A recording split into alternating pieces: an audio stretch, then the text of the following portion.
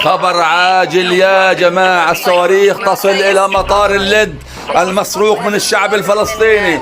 الصهاينة يهرولون، حالة فوضى، حالة رعب، حالة ذعر كما تشاهدون. الصواريخ في كل مكان. يا صهاينة ارحلوا من فلسطين، حكيناها مليون مرة. لا يوجد لكم مكان بيننا. فلسطين للشعب الفلسطيني فقط. أنتم غرباء، أنتم يعني مستعمرون. يا بن غفير افرح، اجاك الصواريخ على بيتك انت والسمرج. ايش فاكرين نفسكم انتم؟ مين انتم اصلا؟ خلاص اهربوا على اول طيارة. شوفوا المشاهد، شوفوا الرعب، شوفوا الذعر، شوفوا الحقائب تهرول على المطار. يعني روحوا على الميناء، على السفن، على المطارات. اهربوا من فلسطين يا صهاينة قبل فوات الاوان. يا ويلكم سواد ليلكم منا. حان موعد التحرير. خلاص اخذنا قرار نحرر فلسطين.